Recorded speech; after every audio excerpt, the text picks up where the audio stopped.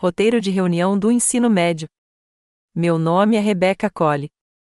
Entrei na nossa reunião de 20 anos do ensino médio usando um vestido azul marinho simples e, em 5 minutos, lembrei-me de que, aos olhos deles, eu nunca tinha sido ninguém.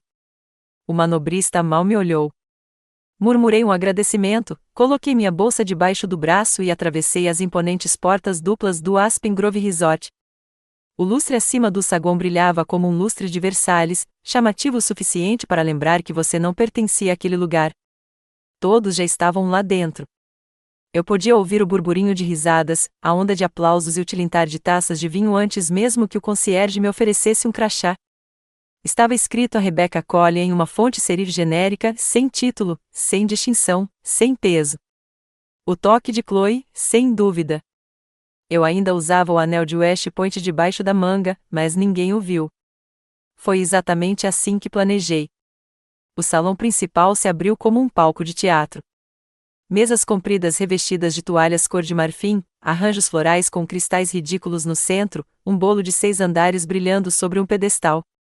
Na frente, um telão exibia uma apresentação de slides com memórias, baile de formatura, clube de debate, líderes de torcida, excursão da turma a Washington, DC. Chloe estava em metade delas. Eu estava em talvez 3. Chloe Cole, minha irmã mais nova, já estava no palco quando entrei. Ela usava um vestido vermelho tubinho que praticamente gritava poder, e sua voz saía do microfone com um carisma natural. E depois de 15 anos no Departamento de Justiça, tenho orgulho de dizer que fui recentemente nomeada vice-diretora de Supervisão Cibernética Ocidental, disse ela, jogando o cabelo para trás e rindo. Mas nunca vou esquecer onde tudo começou, aqui mesmo na Jefferson High. E, claro, tenho que agradecer à minha irmã, que está conosco esta noite, por sempre ser ela mesma. A plateia riu, sem saber se era um elogio. Eu não hesitei. Esse era o talento de Chloe, transformar elogios em armas. Encontrei meu nome em uma mesa distante, a mesa 14, perto das bandejas do buffet e perto da saída. Os nomes nas mesas da frente estavam gravados em dourado: Dr. Artman, CEO Wang, Senador Gil, Chloe Cole. Sentei-me diante do meu coquetel de camarão, sem centro de mesa e meio comido, em um prato compartilhado. Do outro lado da sala, Jason Hart me avistou. Ele não havia mudado muito, ainda alto, ainda presunçoso. Ele se aproximou, com a bebida na mão, o terno impecável, e se inclinou com um sorriso irônico que ainda não havia amadurecido. Becca, disse-lhe suavemente, ainda servindo no deserto? Ou você está empurrando o papel no Kansas agora? Dei um sorriso forçado. Que bom ver você também, Jason. Ele riu. Vamos lá, estou brincando. Mas falando sério, você não estudou direito? O que aconteceu? Antes que eu pudesse responder, uma mulher de pérolas se inclinou na direção de outra cliente e sussurrou alto o suficiente para eu ouvir: ela não largou a faculdade de direito? Que pena. Tanto potencial. Melissa Young me olhou a 3 mesas de distância. Ela deu um sorriso fraco. Retribuí, sem saber se significava pena ou solidariedade. Provavelmente ambos. A multidão no jantar aumentou. Os garçons se movimentavam como um relógio, servindo costela e batatas gratinadas. Chloe passou por lá, toda braços teatrais e dentes brilhantes. Ah, Becca, disse ela, que bom que você veio. Quase não te reconheci nesse azul marinho vintage. É só um vestido, eu disse. Bem, você sempre foi prática, ela inclinou a cabeça. Sabe, a gente devia conversar um dia desses. Você tem tantas histórias, tenho certeza. Só as mais discretas, respondi. Jason voltou agora, acompanhado por outros 2 colegas. Um deles, uma mulher bronzeada de terno azul claro, olhou para mim com os olhos semicerrados. Espera aí, você serviu no exército? Isso mesmo. Lembro que você saiu depois do 2º ano para se alistar ou algo assim. Um homem atrás dela deu uma risada latida. Espera aí, você serviu no exército? E daí? Tipo escriturária ou sargento de refeitório? Várias cabeças se viraram. Algumas riram. Jason pareceu achar graça. Chloe não disse nada. Tomei um gole d'água. O copo tremeu um pouco na minha mão, mas o segurei firme. O ar ficou repentinamente mais pesado, como se a gravidade tivesse se deslocado dentro do quarto, mas não deixei que me puxasse para baixo. Levantei-me sem dizer uma palavra, ajeitei a manga que escondia meu anel de West Point e olhei para cada um deles com a calma que conquistei ao longo de 2 décadas em salas de guerra e bunkers subterrâneos.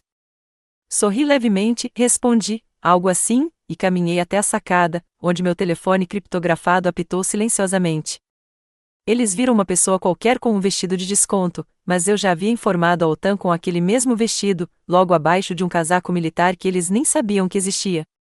O vento lá fora soprava nas bordas da sacada como se estivesse tentando bisbilhotar. Fiquei lá fora um tempo, com as costas retas, os olhos fixos nas copas escuras das árvores que balançavam acima do campo de golfe. As luzes do resort lançavam um ouro sobre a grama. Mas ali em cima, onde ninguém se importava em ficar, era silêncio. Esse tipo de silêncio era raro no meu mundo. Lá dentro, o clamor de histórias de sucesso aumentou novamente e risos, brindes, outro quadro de slides aparecendo, Chloe com o time de debate, Chloe em frente à Casa Branca, Chloe em Harvard. A porta atrás de mim se abriu com um chiado. Jason. Aí está você, disse ele, já na metade do próximo uísque. Você sempre gostou de ficar na ponta dos pés. Eu não respondi. Ele se encostou no corrimão, perto demais. Sabe, começou ele, com a voz casual, você realmente tinha um futuro. Aula de orador da turma, prodígio do time de debate, direito de Harvard praticamente implorando, e então, exército. Ele riu. Ainda não consigo entender isso. Seu riso não havia mudado, a mesma arrogância contida, a mesma necessidade de se sentir um passo à frente. Isso me trouxe de volta à última vez que estivemos tão perto, no último ano, o corredor do dormitório ainda cheirando a café queimado e sabão em pó. Eu tinha dito a ele que tinha aceitado West Point. Você está brincando, ele disse, com o maxilar tenso. O exército? Você está jogando isso fora. Não é jogar fora, respondi. É escolher algo maior. É, ele retrucou, maior do que eu. E então ele foi embora, sem despedida, sem ligação, simplesmente desapareceu. Agora, 20 anos depois, lá estava ele de novo, ainda ressentido por uma escolha que não tinha nada a ver com ele. Eu não desapareci, Jason, eu disse, com a voz calma. Só parei de me explicar. Ele zombou. Você sempre gostou de respostas enigmáticas. Virei-me para ir embora, mas ele segurou meu braço delicadamente, o suficiente para me fazer parar. Você poderia ter sido alguém, Rebecca. Olhei para ele. Eu sou alguém. Só que não alguém que você reconheceria. Antes que ele pudesse responder, a porta se abriu novamente. Chloe, Jason, ela chamou, naquele tom de voz falsamente descontraído que usava quando queria ser ouvida. Estão pedindo a foto do trio de ouro. Vamos, pelos velhos tempos. Seus olhos se voltaram para mim e seu sorriso se alargou. Ah, Becca, não sabia que você ainda estava aqui. Pensei que você pudesse ter saído mais cedo, como sempre. Jason soltou a mão do meu braço. Chloe se aproximou, passando o braço em volta do dele como se ele sempre tivesse pertencido ali. De qualquer forma, ela continuou, tirando uma mancha inexistente da jaqueta de Jason. Todo mundo está morrendo de curiosidade para saber o que o único nomeado pelo Departamento de Justiça da nossa turma e sua construtora mais bem-sucedida andam aprontando. Eu disse a eles, vocês dois ainda estão decidindo quem ganha a coroa de casal poderoso. Ela riu, mas havia algo de afiado em seu olhar para mim. Jason riu sem jeito, claramente sem saber se era flerte ou encenação. Os olhos de Chloe brilharam. E Rebecca, o que você anda fazendo ultimamente? Ainda em algum lugar quente. Estou em transição, eu disse simplesmente. Ah, ela disse com falsa preocupação, não desempregada, espero. Eu me viro bem, respondi. Só não atrás de pódios. Ela inclinou a cabeça. Sempre tão misteriosa. Seu sorriso se estreitou. Mas acho que nem todo mundo gosta dos holofotes. Ela se virou então, puxando Jason de volta para dentro, seus saltos estalando de satisfação. Fiquei ali mais um momento, deixando o vento passar por entre meus dedos. Eu não estava com raiva. Eu havia passado anos demais aprendendo a sentir tudo e não demonstrar nada. Por fim, voltei ao salão de baile. O ambiente havia se transformado em um momento de confraternização pós-jantar, grupos menores agora, mais bebidas, línguas mais soltas. Melissa estava na ponta de um grupo perto do bar, segurando uma taça de vinho e observando. Juntei-me a ela. Isso foi doloroso, murmurou ela. Sorri levemente. Qual parte? Toda, respondeu ela, e acrescentou, você está melhor do que todos eles, aliás. Duvido que concordem. Não importa. A verdade não precisa de voto majoritário. Eu a apreciei. Ela não fingia saber de tudo. Não se apressava em preencher o silêncio. Simplesmente observava. Do outro lado da sala, Chloe se inclinou para perto de Jason, sussurrando algo que o fez rir. Quando me pegou observando, não desviou o olhar. Apenas sorriu. Ela não costumava te seguir como uma sombra? Perguntou Melissa. Ela aprendeu a me ofuscar, eu disse. Antes que ela pudesse responder, uma mão gentil tocou meu ombro. Eu me virei. Senhor Walters. Ele parecia mais velho, cabelos grisalhos, corpo mais magro, mas os olhos eram tão aguçados quanto quando ele dava aulas de história avançada. Usava um blazer azul marinho, calça caque e aquele mesmo meio sorriso torto que costumava preceder uma prova surpresa. Senhorita Cole, disse-lhe calorosamente. Eu esperava que você estivesse aqui. Ouvi falar do seu serviço militar. Assenti. Obrigada, Sr. Walters. O senhor escreveu um trabalho sobre guerra assimétrica na minha turma, disse ele. Ainda me lembro. Trabalho brilhante. Pesquei. Aquele artigo tinha sido um ato de desafio tarde da noite, escrito depois de um telefonema com Jason ter me deixado em lágrimas. Eu me lembro, eu disse suavemente. Ele se inclinou um pouco, a voz mais baixa. Diga-me, você já serviu na Ghost Viper? Eu tinha ouvido coisas. Eles pensaram que eu tinha desaparecido na obscuridade. Na verdade, eu tinha desaparecido no silêncio nacional. Tranquei a porta do quarto do hotel atrás de mim e exalei lentamente, deixando o zumbido do reencontro se dissipar em um zumbido fraco sob as paredes grossas. O quarto em si era modesto, luminárias de cristal falso, carpete creme, um roupão dobrado na cama. Parecia que poderia pertencer a qualquer hóspede. Era esse o ponto. Tirei os saltos, atravessei o quarto e coloquei a mão embaixo da bolsa azul marinho pendurada. Abaixo dela, aninhada dentro de uma maleta preta rígida sem marcas, estava o motivo pelo qual eu ainda acordava todos os dias com um propósito. Abri as travas. O interior brilhava em um azul fraco, uma digitalização de impressão digital, uma digitalização de retina, uma confirmação de voz. Cole, Rebeca, autorização Eco 5. Um toque suave. Então a tela se iluminou, comunicação segura online. Uma enxurrada de dados preencheu a tela, indicadores de ameaças, protocolos não resolvidos, status ativo do projeto Merlin, contenção de violações. Dei uma olhada rápida na avaliação mais recente, 4 zonas vermelhas, 2 possíveis atores internos, um ponto de violação que correspondia ao projeto que eu havia sinalizado. Chamada recebida, comando cibernético LSJ-2. Toquei na tela. Seu rosto apareceu, queixo quadrado, barba por fazer de meia-noite, olhos como se não dormisse há 2 dias. Senhora, disse ele, sem se dar ao trabalho de conversar informalmente, acabei de sair de um interrogatório. A situação mudou. Eles querem que você fique de olho nas interceptações do Merlin o mais rápido possível. Não pisquei. Chefes do Estado-Maior Conjunto? Extraoficialmente. Oficialmente, é uma consulta consultiva. Mas não vamos fingir que isso não é crítico. Temos um parceiro da OTAN comprometido e conversas internas ligando a violação aos arquivos do protocolo Fênix. Uma pausa. Então sua voz suavizou um pouco. Rebeca, eles precisam de você de volta em Washington até segunda-feira. Olhei para a sobreposição do mapa piscando. 4 zonas vermelhas. Sim, mas havia uma quinta começando a pulsar.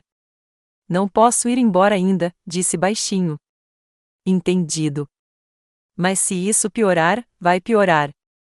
Já está em andamento, eu disse, interrompendo-o.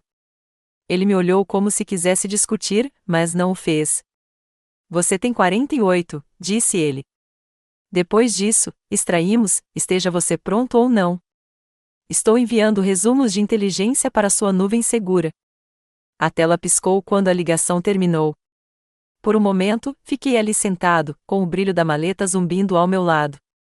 O zumbido se tornará um conforto, não por ser pacífico, mas porque significava que eu ainda era necessário, ainda na luta. Um sinal sonoro. Nova mensagem segura. Ligação avançada do Pentágono. Assunto: urgente. Linha de atualização de autoridade permanente. Extração direta possível em caso de urgência. Você é o ponto de apoio. Fechei a mensagem. Eu já sabia o que significava. Se Merlin entrasse em colapso e o vazamento de informações se espalhasse para as redes civis, não importaria se eu estivesse dançando em um vestido de baile ou ajoelhada em uma sala de guerra. Eu seria resgatada. O ponto de apoio não era um título. Era uma corda. Levantei-me, espreguicei-me e fui até a janela. Lá fora, as luzes de Aspen Grove ainda brilhavam como uma pintura polida demais para ser real. Eu podia ouvir música novamente, jazz suave agora, seguido pela voz de um DJ tocando algo sobre uma apresentação de slides da turma. 20 anos atrás, eu estava sentado naquele auditório com Jason, Chloe e Melissa, ouvindo nossa oradora da turma falar sobre legado. Lembro-me de bater palmas educadamente, até mesmo sorrir para a foto do anuário. Nunca imaginei que meu legado seria o silêncio. 15 anos atrás, a Ghost Viper foi enviada para uma missão tão delicada que queimamos cada pedaço de material de planejamento depois. Tivemos sucesso, mas a um custo. 3 agentes nunca voltaram para casa. Seus nomes não foram notícia. Dei a ordem final para aquela operação. Eu era o mais jovem a fazê-lo. Sem medalha, sem citação, apenas uma única linha em um servidor criptografado, operação concluída, sem atribuição, relatório selado por tempo indeterminado. Eu carregava aqueles silêncios como medalhas que ninguém conseguia prender. Agora eles precisavam de mim novamente. Virei-me da janela e comecei a arrumar as malas. Não muita coisa, apenas a maleta, 2 aparelhos e um uniforme de gala dobrado sob um fundo falso na minha mala. Meus dedos se demoraram na manga do casaco, onde uma única estrela prateada repousava logo acima do punho. Eu não planejava usá-lo ainda. Não até estar pronta. Tenho uma coisa a resolver antes de partir. 48 horas. Lá fora, a música da reunião recomeçou. Olhei para fora e murmurei, uma última noite nas sombras. Não usei medalhas, mas carreguei mais cicatrizes do que qualquer pessoa naquele salão de baile. O teto do grande salão de baile cintilava com milhares de fragmentos de vidro, lançando partículas douradas sobre mesas polidas e taças de champanhe. O salão fervilhava de nostalgia ensaiada e sucesso planejado, como se todos estivessem desempenhando um papel que esperaram 20 anos para interpretar. A turma de 2003 já havia envelhecido, vestido com seus ternos poderosos e ensaiado o riso. Sentei-me perto do fundo novamente, mesa 14, ladeado por 2 ex-nadadores universitários agora no capital de risco e uma mulher que administrava um império de cuidados com a pele em Beverly Hills. Nenhum deles se lembrava do meu nome. Eles sorriram educadamente e depois se entreolharam. Eu não me importava. Era mais seguro assim. A banda se calou. O mestre de cerimônias, um homem careca com uma voz potente que já fora DJ do baile de formatura, foi até o microfone. E agora, ele sorriu, nosso destaque da noite, o prêmio de ex-aluno mais distinto de 2003. Os votos foram unânimes este ano. Ela é inteligente, talentosa e uma estrela em ascensão no Serviço Federal. Por favor, deem as boas-vindas à diretora adjunta Chloe Cole. Os aplausos foram estrondosos. Chloe subiu ao palco como se tivesse sido construído para ela. Seu vestido escarlate refletia os holofotes perfeitamente. Ela pegou o microfone com as 2 mãos, parando tempo suficiente para que a sala silenciasse. Ela não olhou para mim, mas sua voz ecoou por todos os cantos. Obrigado a todos. Estou honrado e um pouco surpreso. Quer dizer, estou apenas fazendo meu trabalho. Mas acho que, com o tempo, vemos quem se destaca, quem lidera e quem simplesmente observa dos bastidores. Risadas moderadas, educadas. Ela continuou: quero agradecer aos meus mentores, à minha equipe no Departamento de Justiça e, claro, aos meus professores do ensino médio, especialmente aqueles que incentivaram a ambição em vez da conformidade. Eles me ensinaram que servir é admirável, mas liderar é aí que a verdadeira mudança acontece. Outra onda de aplausos.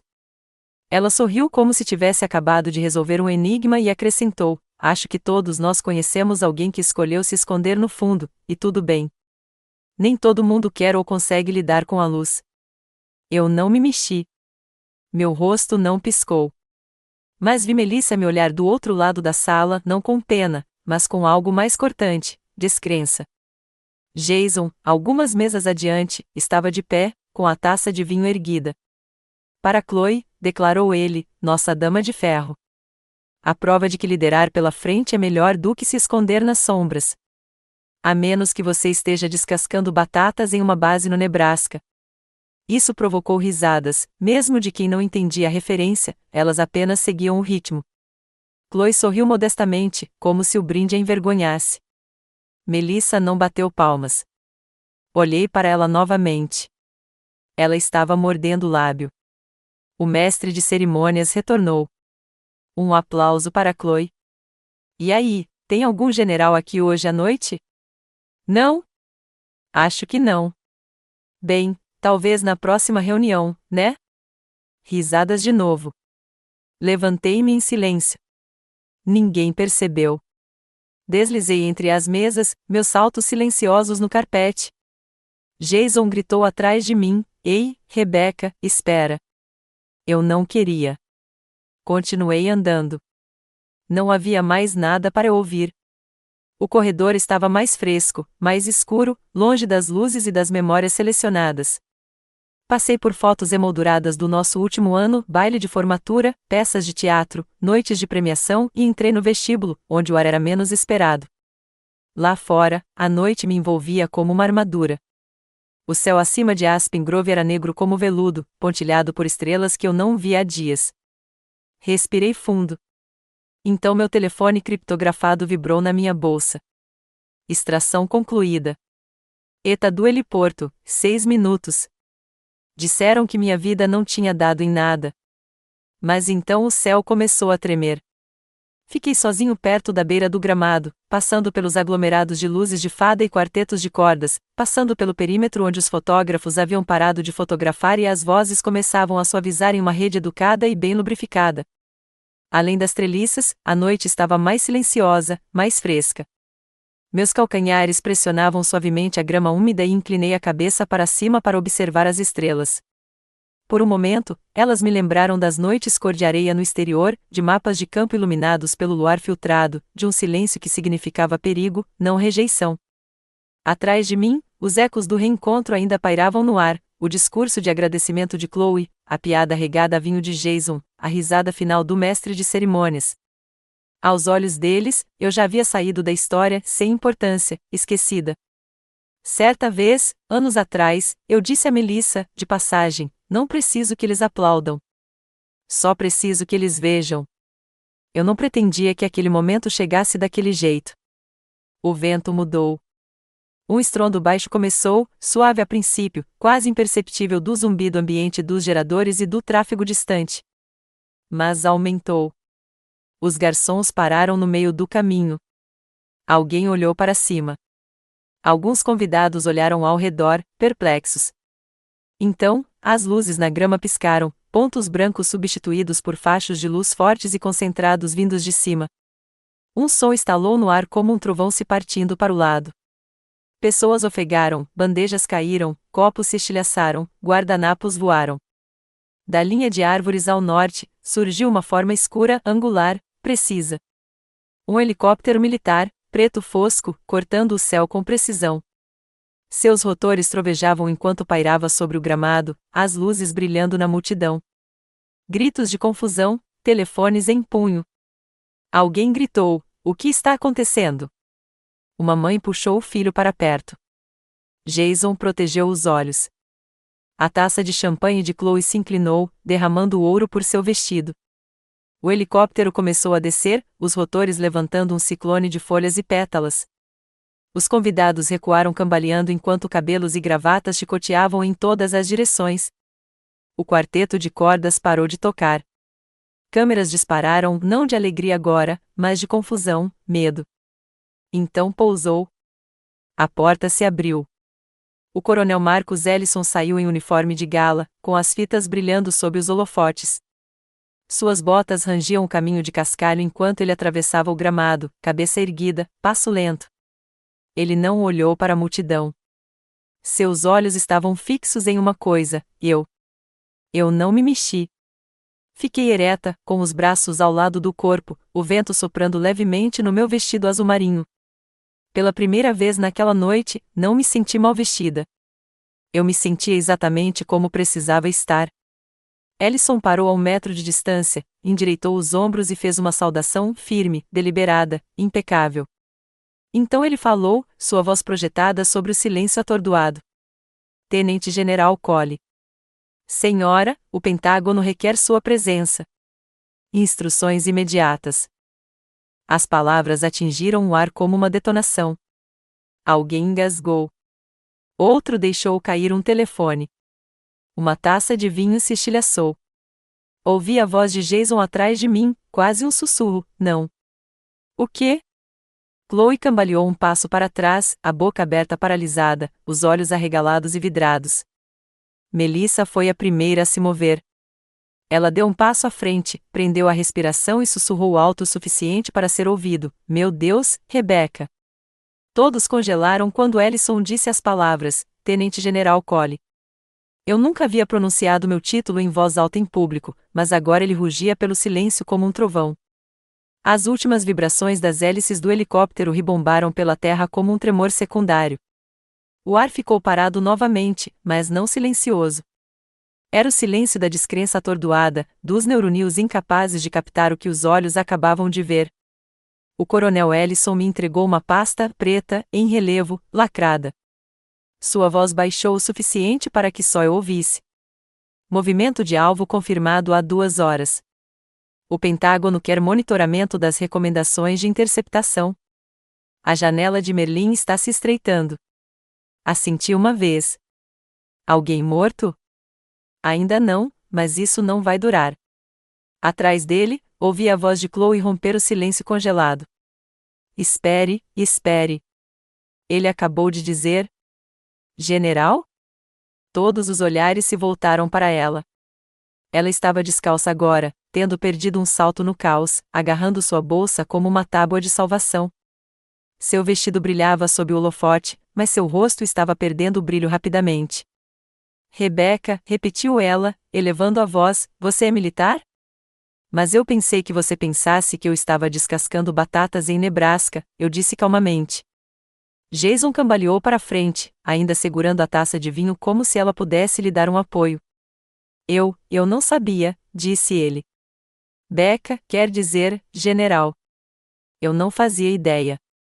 Achei que você tivesse largado a faculdade de Direito, West Point.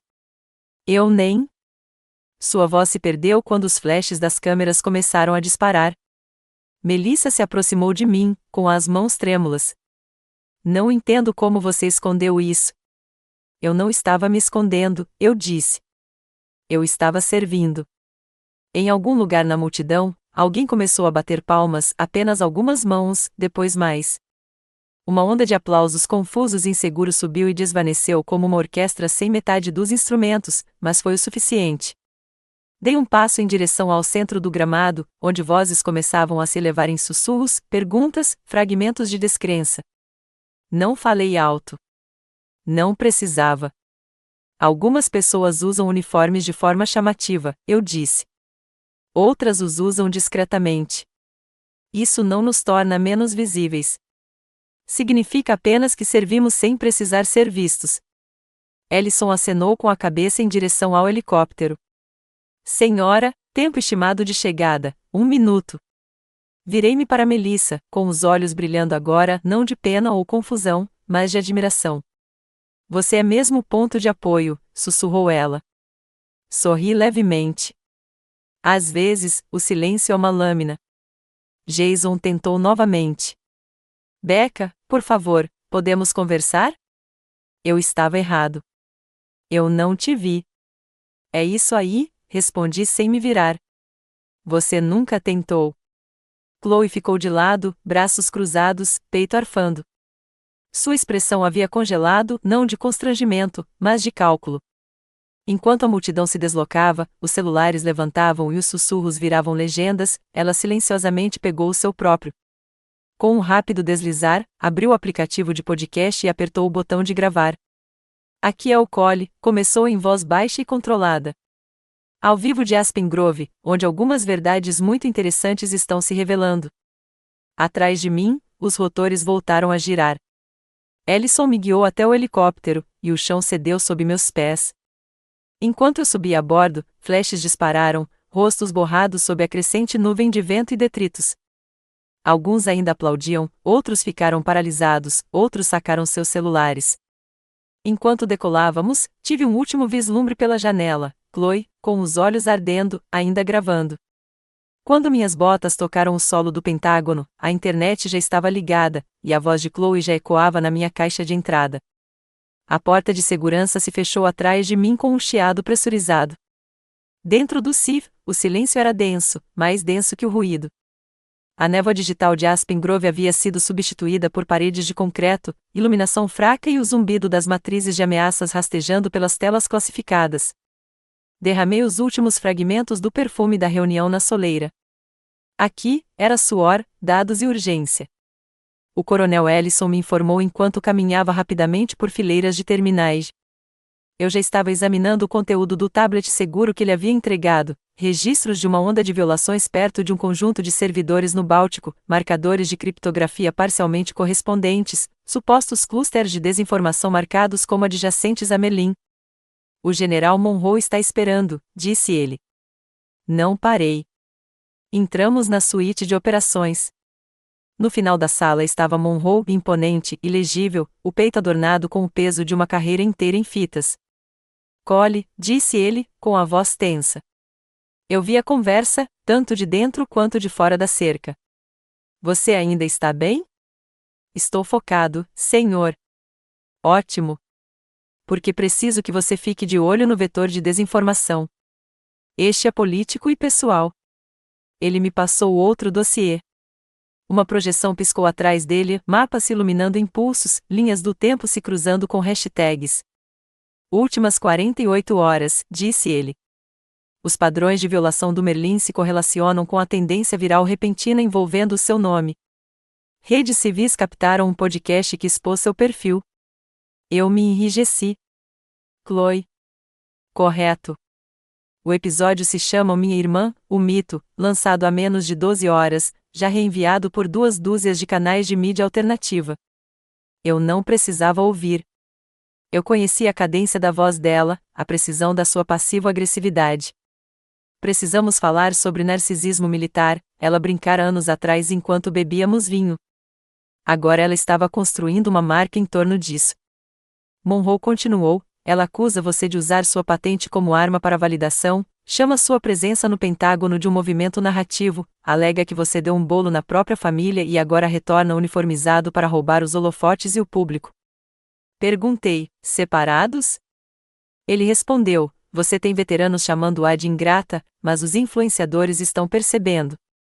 Edições no TikTok, debates no Reddit, hashtags em alta, hashtag Sister in Shadows, hashtag Rebecca Varrioror. Eu exalei lentamente. Senhor, prefiro não me envolver. Você não tem escolha, disse ele. O ecossistema de informações civis se tornou um campo de batalha secundário. Se alguém está ligando seu nome a Merlin, não é apenas fofoca. É um vetor de causa oportuno. Eu assenti. Entendido. Ele olhou para mim, com algo ilegível piscando em sua expressão. Você sabe quem você é. Só não deixe que redefinam isso para você. De volta à minha mesa no Rubicif secundário, examinei minha caixa de entrada segura. Havia mais de 90 solicitações da mídia, Anderson Cooper, The Atlantic, até mesmo um apresentador satírico de programa noturno que queria que eu lesse tweets maldosos de uniforme. Ignorei todos. Abaixo das solicitações, veio a outra enxurrada: comentários, mensagens de ódio, mensagens diretas me chamando de fraude, acusações de que eu havia falsificado minha patente para um ato público. Alguns até disseram que eu era atriz, não general. Um vídeo me mostrava entrando no helicóptero. A legenda: cosplay do Estado Profundo. Esfreguei as têmporas. Um alerta vermelho soou na minha tela. O sensor de desinformação civil sinalizou a Rebecca Collian como alvo ativo. Nível de risco: 45. Vetores iniciais rastreados até o veículo de pseudonotícias Citizen Circuit, fonte publicada horas após o lançamento do podcast. Ela não tinha apenas me chamado. Ela tinha me jogado para os lobos. Fiquei olhando para a tela. Chloe não entendia o que tinha soltado. Ou talvez entendesse. Uma mensagem chegou da minha linha pessoal. Melissa Jung, mensagem de voz, 1h07. Hesitei, depois apertei o play. Sua voz soou, baixa e rápida. Você precisa ouvir isso, Rebecca. Acabei de falar com o Jason. Ele me contou algo sobre a Chloe, algo que ela pagou anos atrás.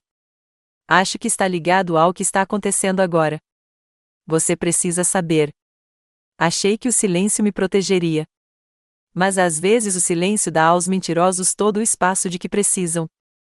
As janelas do meu escritório temporário em Washington descedavam para o pátio interno do Pentágono, mas a vista não oferecia alívio. Tudo parecia claro demais, estéril demais. As paredes estavam forradas com condecorações emolduradas e um relógio que tic-taqueava com precisão militar, mas o tempo não parecia linear hoje. Ele se curvava, se enrolava em memórias que eu não desvendava há anos. Jason estava sentado à minha frente, com os joelhos balançando levemente. Ele usava terno, mas a gravata estava frouxa e sua expressão, desgastada. Eu deveria ter te contado antes, disse ele. Eu deveria ter dito algo naquela época, mas, honestamente, não achei que importasse. Observei-o atentamente. Ele parecia um homem prestes a confessar algo maior do que conseguia conter. Ela veio até mim logo depois que você se alistou, disse ele. Chloe. Ela disse que você tinha pedido à escola para manter seu nome fora da lista de ex-alunos, que não queria atenção. Inclinei a cabeça. Você não achou estranho? Ele hesitou. Sim. Mas era Chloe. Ela sempre foi tão segura, tão serena. Ela fez parecer que estava protegendo os seus desejos. Ela até encaminhou uma corrente de e-mails para a diretoria da escola pedindo a remoção do seu nome. Disse que era por coerência, que, como você tinha saído da Ivy League, isso poderia confundir a narrativa. A narrativa, repeti, as palavras cortando meus dentes como vidro. Ele pareceu envergonhado. Eu não respondi ao tópico. Eu não o impedi. Eu simplesmente deixei acontecer. Levantei-me lentamente, caminhei até o arquivo atrás de mim e coloquei a mão na borda fria de metal. Algo dentro de mim queria gritar, mas o treinamento ensina a esperar, a observar, a atacar com propósito, não com impulso. Ela me apagou, eu disse suavemente. Não apenas das mesas de jantar ou dos convites para festas. Ela me apagou da história. Jason olhou para baixo. Isso não é tudo. Uma batida na porta. Melissa entrou, segurando uma pasta com as duas mãos como se pesasse algo sagrado. Eu encontrei, disse ela, entrando. O formulário de indicação. Seu arquivo da medalha de honra de 2018. Olhei para ele. Achei que o conselho nunca o tivesse enviado.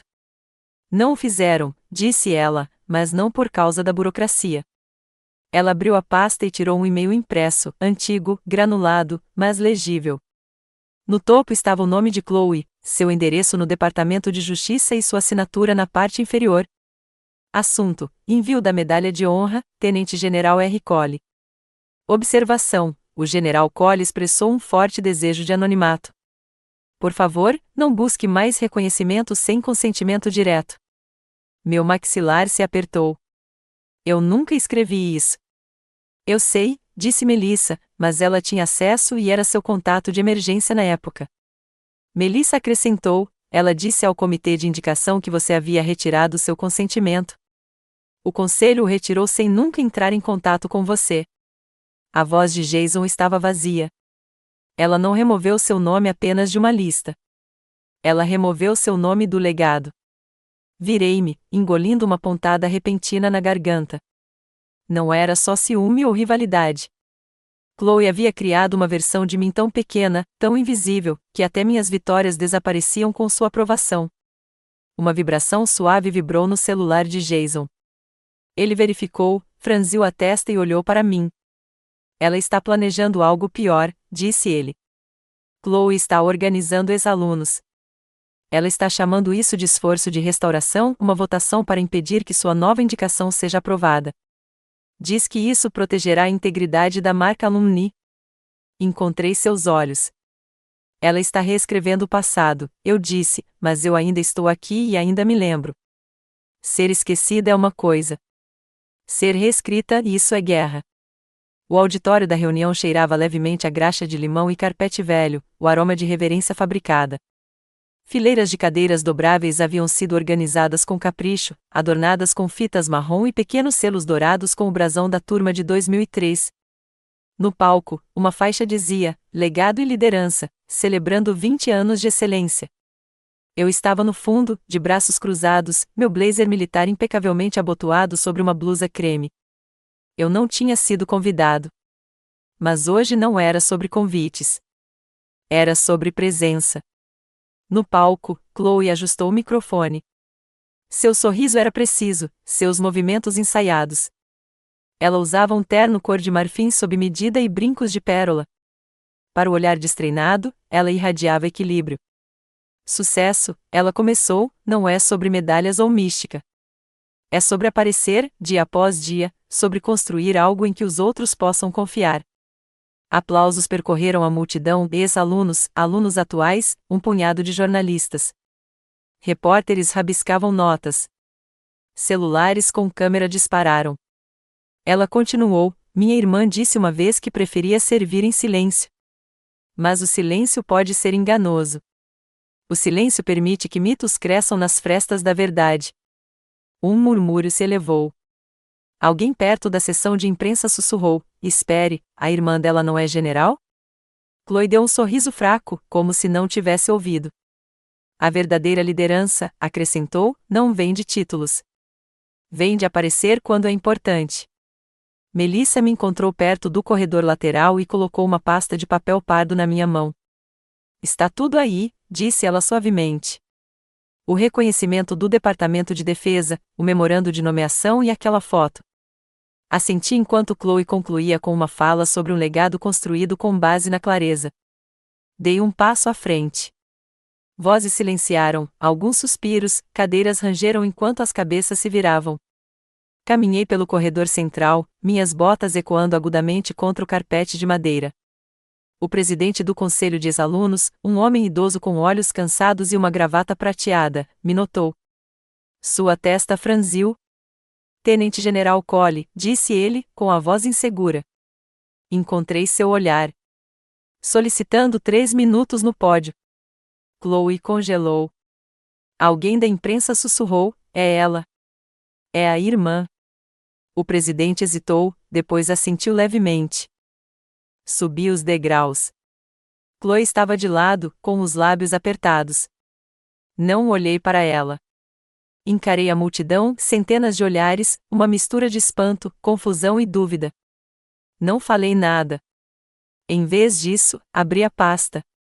De dentro, tirei uma única fotografia, eu em uniforme de gala, em pé no comando da OTAN, fazendo saudação, uma estrela prateada brilhando no meu ombro ao lado do general Aubrey Klein, no dia em que recebi a condecoração confidencial que nenhum civil jamais vira.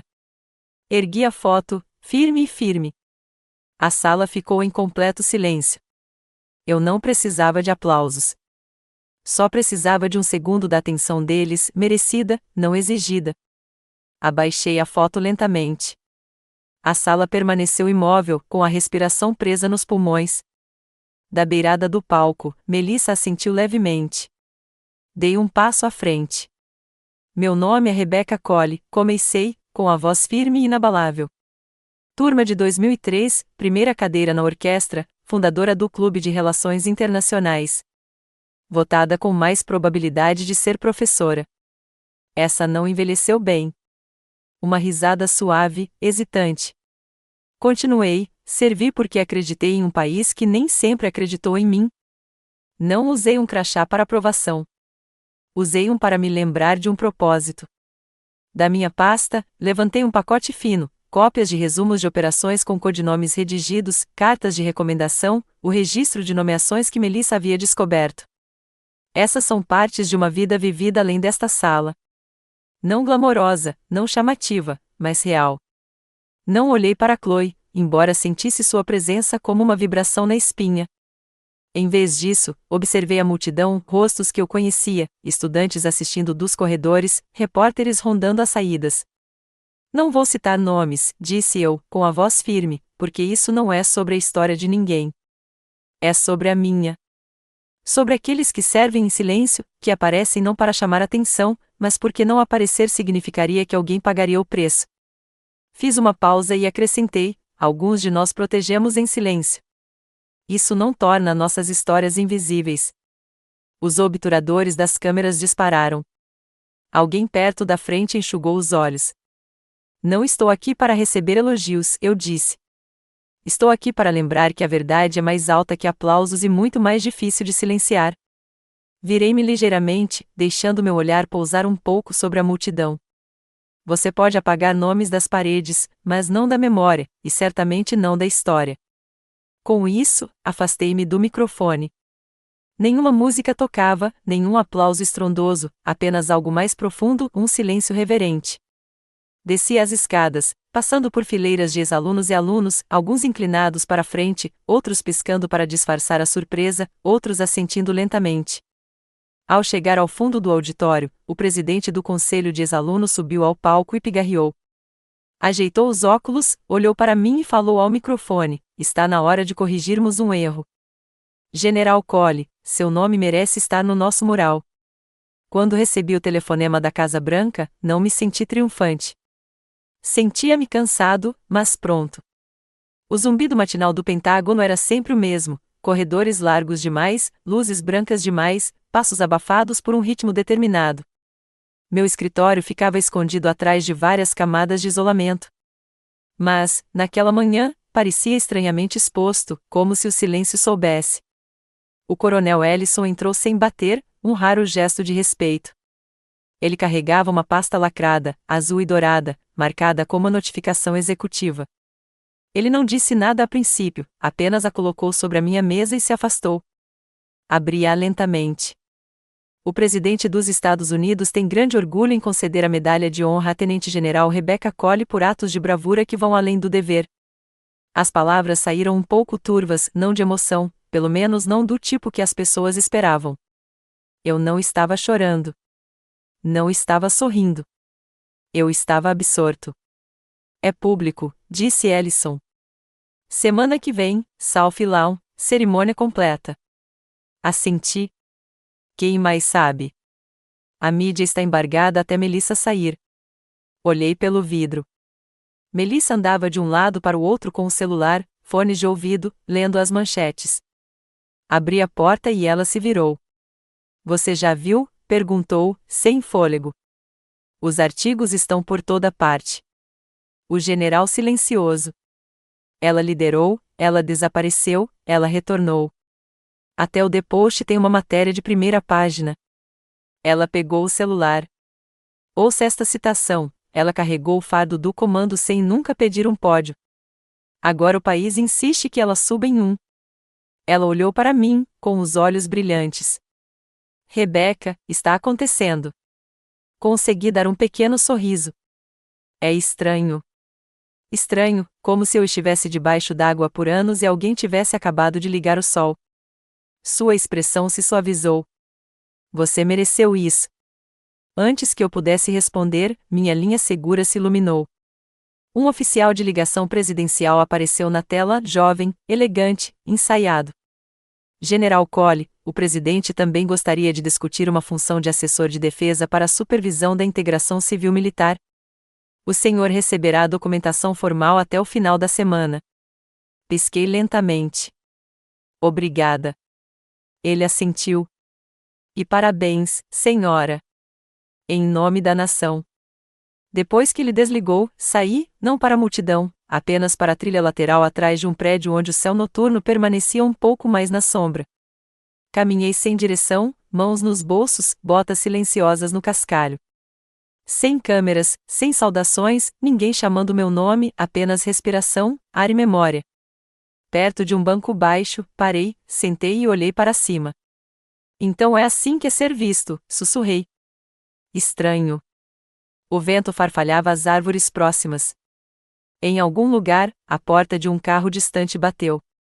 Quando voltei para o meu quarto, as luzes ainda estavam apagadas. Um pequeno envelope estava no chão, cuidadosamente colocado sob o batente da porta. Sem selo, apenas um nome escrito com tinta elegante. Endereço do remetente. Abri a carta de Chloe, esperando o controle de danos. Em vez disso, encontrei uma lembrança. O envelope não tinha nenhum enfeite, nenhum logotipo, apenas meu nome escrito em sua letra cursiva constante e sinuosa. Dentro havia um único cartão com bordas tênues de aquarela e 4 palavras no centro: podemos conversar? Abaixo, um local e horário: domingo, 10h30, Maison Brûlée, centro de Seattle. Sem floreios, sem manipulação, apenas um pedido. Naquela manhã, o café estava silencioso, as janelas embaçadas pelo frio, e o zumbido da máquina de café expresso era a única música de fundo. Cheguei cedo, pedi um café preto e sentei-me na mesa do canto, perto da janela. Roupas civis, sem uniforme, sem patente. Chloe chegou 10 minutos atrasada, sozinha. Não usava maquiagem, o cabelo preso numa trança frouxa. Seus olhos estavam marejados de cansaço, mas não de privação de sono. Era erosão emocional, o olhar de alguém que havia parado de fingir que vencia. Ela sentou-se à minha frente, não perguntou se podia, apenas venceu. Por um longo momento, não dissemos nada. O tilintar de xícaras de cerâmica e os murmúrios distantes dos baristas preencheram o espaço entre nós. Então ela deslizou uma caixinha de veludo sobre a mesa. Abri-a lentamente. Dentro havia uma foto, envelhecida nos cantos, ligeiramente desbotada. 2 meninas, talvez de 8 e 11 anos, vestidas com fantasias de camuflagem de Halloween iguais, ambas fazendo continência. Uma com um sorriso largo, a outra, menor, olhando fixamente para a câmera, séria. Você guardou isso? Perguntei baixinho. Quase joguei fora 6 vezes, respondeu ela, mas não consegui. Olhei para ela. Ela não estava atuando. Não estava construindo uma narrativa. Passei 20 anos tentando escapar da sua sombra, disse ela, em voz baixa. Acontece que eu mesma construí essa sombra. Não respondi. Apenas a deixei falar.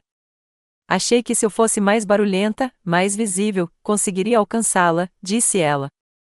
Mas não importava o que eu fizesse, sempre havia você quieta, constante. E eu odiava o quanto eu me ressentia disso. Odiava o quanto eu a admirava. Seus dedos tremiam quando ela estendeu a mão para pegar sua xícara. Ela não o levantou, apenas o segurou. Eu não queria que você desaparecesse, sussurrou. Eu simplesmente não sabia como existir ao seu lado. Pela primeira vez em 2 décadas, vi a irmã com quem cresci, não a promotora polida, nem a estrategista de mídia, apenas Chloe. A garota que costumava rastejar para o meu beliche durante tempestades e sussurrar: não vá embora primeiro. Estendi a mão por cima da mesa e a coloquei delicadamente sobre a dela. Ela prendeu a respiração. Então talvez agora, eu disse baixinho, a gente pare de fugir. Não se tratava de medalhas. Nunca se tratava de medalhas. Mas, de pé naquele palco, finalmente me permiti sentir orgulho. O ar no gramado sul continha uma espécie de quietude que parecia ensaiada, cerimonial e inquebrável. Um todo branco se estendia pelo centro do espaço, ladeado por fileiras de assentos em estreita simetria militar. Uniformes brilhavam, bandeiras tremulavam. A orquestra tocava suavemente ao fundo, submissa, reverente. Permaneci em posição de sentido, meu blues de serviço impecável, cada faixa e barra alinhadas com anos de silêncio. Minhas luvas eram brancas e impecáveis, minha coluna uma linha de aço. Além da plataforma, centenas de olhos observavam cadetes, generais, senadores, famílias. Em algum lugar na terceira fileira, Chloe estava sentada ao lado de Melissa, com as mãos entrelaçadas, o rosto ilegível. Ela bateu palmas com as outras. Sem alarde, apenas presença. O presidente, um homem de uma calma inabalável, aproximou-se do pódio.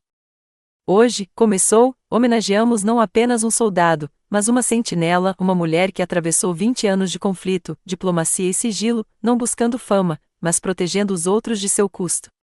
Ele fez uma pausa, observando a multidão.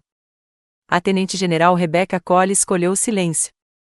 Mas é hora de dizermos o nome dela em voz alta. É hora de agradecermos. A plateia se levantou. Aplausos ecoaram pelo gramado, não estrondosos, mas firmes, sinceros. Ele se virou e pegou a fita azul da caixa. Com cuidado lento e experiente, colocou-a em volta do meu pescoço. A estrela dourada brilhava sob o sol da primavera. Pela primeira vez em muito tempo, deixei meu peito se elevar completamente. Em algum lugar na multidão, uma criança aplaudiu mais alto que as demais. Um veterano perto do fundo tirou o cap e o segurou contra o peito. Quando me virei para descer os degraus, uma jovem cadete, de uniforme cinza, estava parada rigidamente ao pé da escada. Ela não devia ter mais de 19 anos, com o queixo ligeiramente erguido. Obrigada, senhora, disse ela, fazendo a saudação. Retribuí o gesto com um aceno de cabeça, sem dizer nada. Cheguei ao pódio novamente, desta vez para falar. Eu costumava acreditar que o silêncio era força, disse baixinho. Que servir significava desaparecer. Mas aprendi outra coisa. Fiz uma pausa. Não servimos para sermos aplaudidos, mas às vezes é bom saber que nunca fomos verdadeiramente invisíveis. Os aplausos vieram novamente, mais suaves desta vez, reflexivos.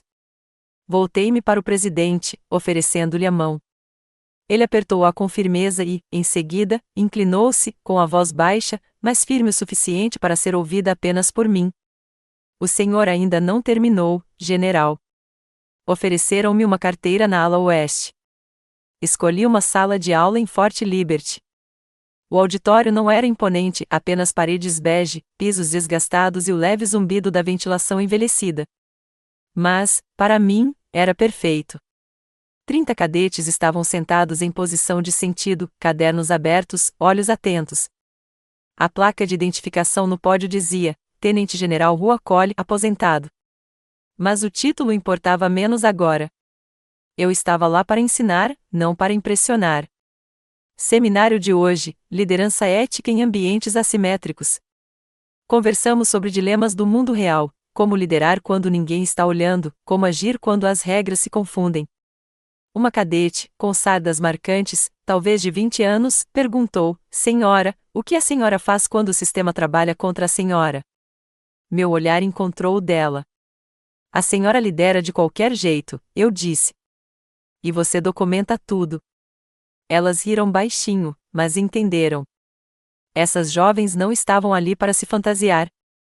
Elas estavam se preparando para a realidade da pressão, do fracasso e das vitórias silenciosas. Eu me vi em todas elas e esperava que tivessem caminhos mais fáceis, mas não menos coragem. No meio da tarde, bateram na porta. Chloe, sem maquiagem de novo.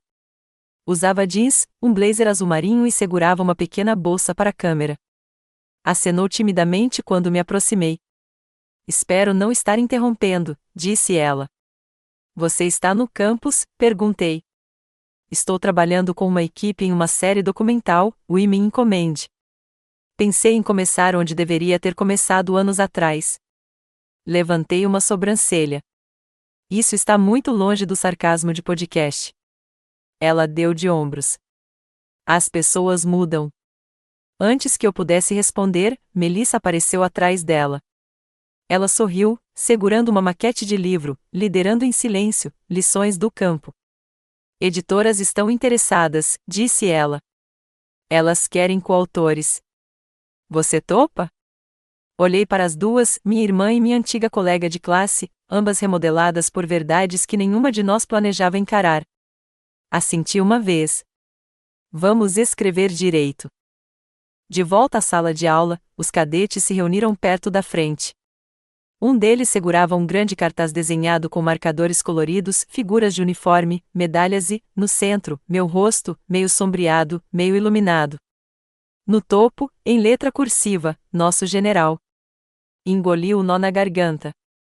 Obrigado, disse eu, com a voz rouca. Então, pigarreando, me dirigi à turma. Comandar não é gritar. É aparecer quando é mais difícil também.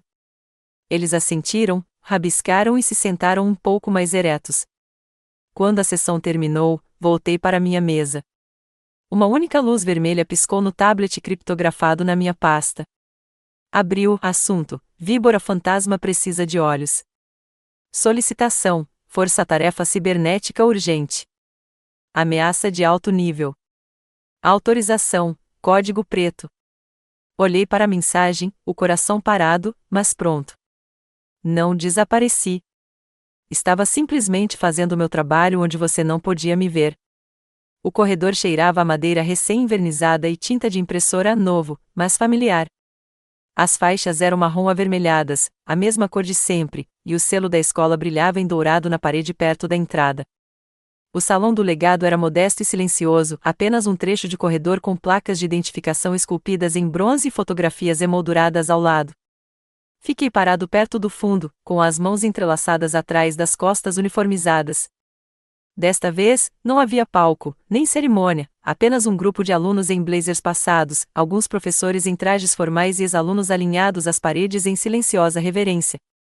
Chloe estava ao lado do pódio, com uma única folha de papel nas mãos. Ela olhou para mim uma vez, encontrou meus olhos e então começou. Ela serviu sem precisar ser vista, Chloe leu, com a voz firme, mas agora escolhemos vê-la. Não pela patente, não pelas medalhas, mas pelo que ela representou quando ninguém estava olhando. Uma pausa. Ela é minha irmã e, mais importante, é alguém com quem aprendi. Ela desceu. Assenti levemente, sem saber o que mais fazer. Melissa também estava lá, de vestido azul marinho e sapatilhas, segurando nas mãos um exemplar desgastado do manuscrito do nosso livro. Ela havia chegado de avião na noite anterior, prometendo manter as coisas simples e sem graça. E eu acreditei nela até que ela me surpreendeu com uma citação do nosso livro, agora impressa no programa do evento: liderança não se reflete em aplausos. Ela se reflete em escolhas. A multidão se moveu quando uma tampa da placa foi levantada. Meu nome, meu ano letivo. A frase simples abaixo: Rebecca Colley, integridade e silêncio. Sem títulos, sem condecorações, apenas isso. Um membro do corpo docente fez um breve discurso, algo sobre convicção, sobre como o verdadeiro poder não vem de ser barulhento, mas de ser duradouro. Eu mal ouvi. Meus olhos se desviaram para o canto onde 5 cadetes estavam uniformizados, braços ao lado do corpo, orgulhosos e imóveis. Melissa se aproximou de mim enquanto a multidão começava a murmurar novamente, tirando fotos. Como você se sente? Ela perguntou suavemente. Respirei fundo. Não profundamente. Apenas o suficiente. Não se trata de ser lembrado, eu disse. Trata-se de garantir que as coisas certas sejam. Ela sorriu e pousou a mão no meu ombro. Atrás de nós, uma voz sussurrou: ela é a razão pela qual me inscrevi. Virei-me ligeiramente. Uma das cadetes, com no máximo 19 anos, cutucava a colega. Seus olhos estavam arregalados, o rosto sério. Não disse nada. Em vez disso, afastei-me da placa. Deixei que tirassem as fotos que quisessem. Deixei que dissessem as palavras que um dia me foram negadas. Então saí, o som dos meus passos absorvido pelo chão encerado.